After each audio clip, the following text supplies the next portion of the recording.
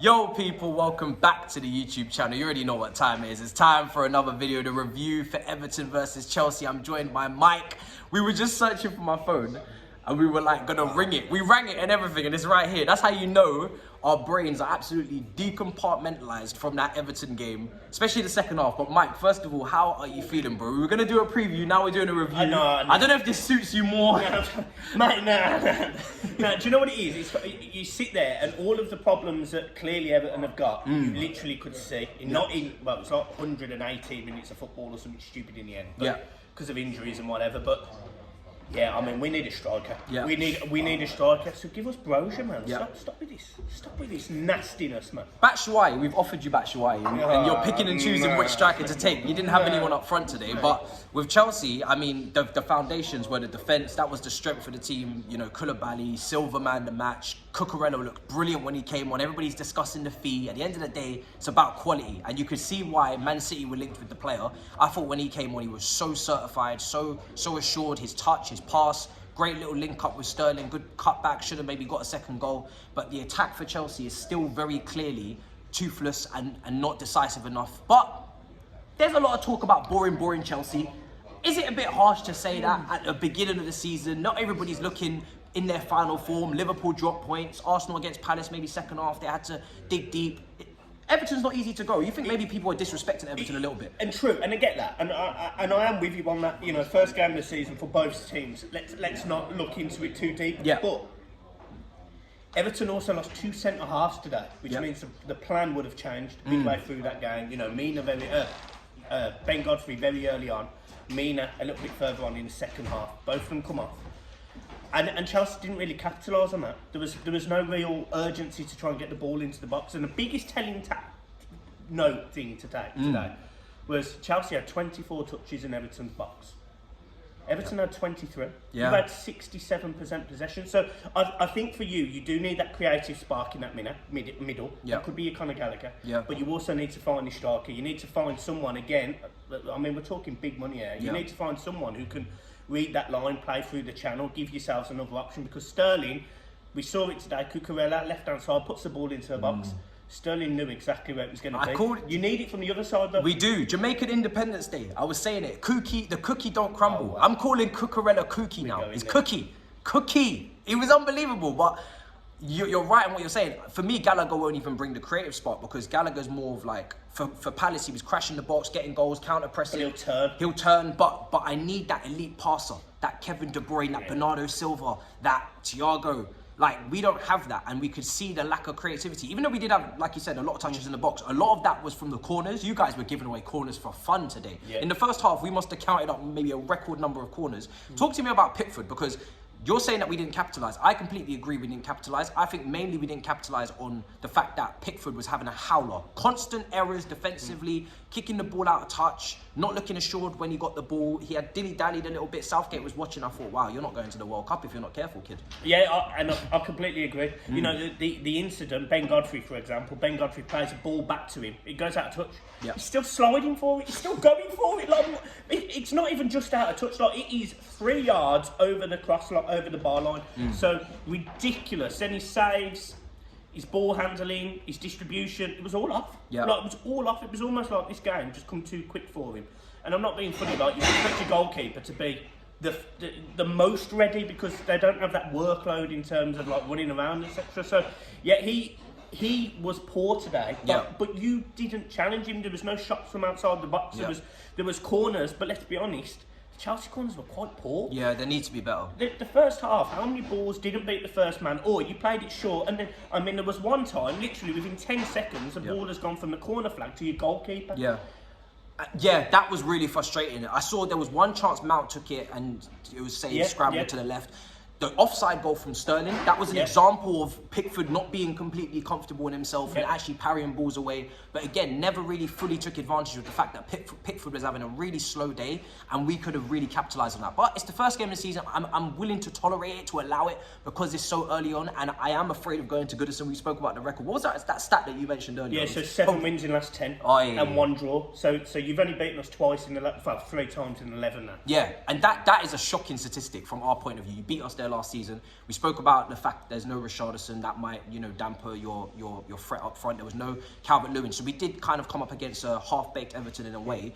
From our standpoint, though, the 5 subs, I think that made a big difference in terms of you guys dominated the second half. You were definitely the better team.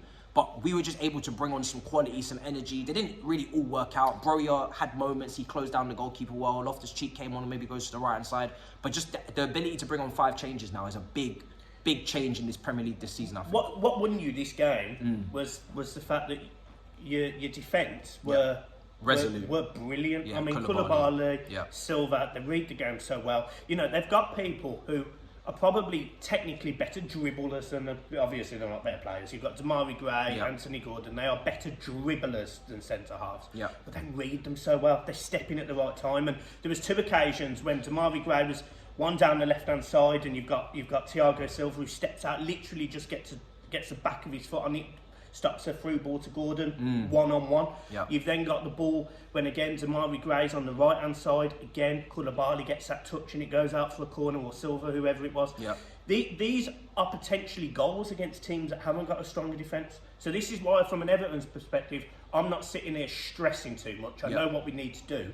But from a Chelsea perspective, you can have the comfort knowing that at least when you've got players who can beat people, can put the ball in the box, you're able to stop that and deal with it quite efficiently. And actually, let's be honest, yes, Everton might have been the better side in the second half, but we didn't lay a glove on Chelsea. There was no moment where Mendy had to make a sensation. I was pretty calm. I didn't think we'd concede. But that's the same story for Chelsea under Tuchel, is that the defence is the foundation, is strong, the back 3, Koulibaly comes into it. If anything, you know, that's a direct replacement for Rudiger from a quality, seniority, leadership standpoint. Everything's covered. Silva's still great, but again, pulling his hamstring a little bit, Koulibaly goes up. You have to be very careful of these things. COOKuerlla came on brilliant. The defence is so strong, so if we keep the clean sheets, which is similar to last season, we were chasing our best ever defensive record, set under Jose Mourinho in 05. But then winter comes, winter is coming, as they say, and then bang, next thing you know, there's problems. The attack is still very toothless, very lethargic, very, like, just dry. It's like the Sahara Desert up there. It's nuts. But at the end of the day, it is what it is. Let's do a quick player ratings if we want to go through. Go through. I mean, your players. What's the score? I think Iwobi today was actually alright in the midfield. So every single Everton player on that pitch was probably a 5, bar Iwobi. Iwobi, I thought, was arguably a 7 or 7.5. Yeah. I thought Mikalenko was a 7.5. I thought he played really well. Mina today lost his head a bit, didn't he? He lost his head, and then that was Decorah. Oh yeah, Decorah. Well, shocking tackle, but then Mina comes in and tries to distract Jorginho, picks up a needless booking. Didn't really work. Jorginho ice cold. Then he's injured again. Jorginho for golden boot. So Decorah. He finished top scorer in one of our Premier League seasons, because this is what I'm talking about. He takes the penalties. That's the only way we score. Man, I wish I got a penalty.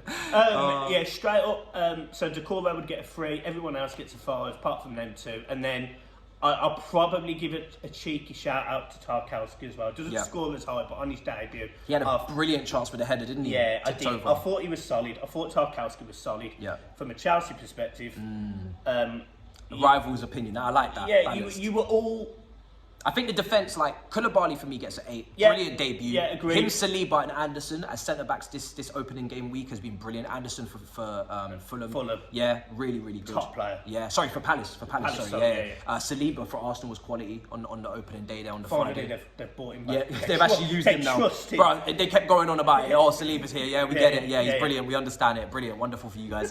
Koulibaly Silva for me, bro, strong 8s, 8.5s, whatever. Yeah. High standards for them. I thought James looked a bit rusty today. Reece James. Yeah, he did a bit clunky. Gave the ball away a bit. Yeah, he didn't look like like usually you see James, he'll take that step out, bring that player in and run round him. Yeah. He didn't see that enough today. Yeah, I'd give him a 6. Yeah, I wouldn't give him too high. Chilwell was alright.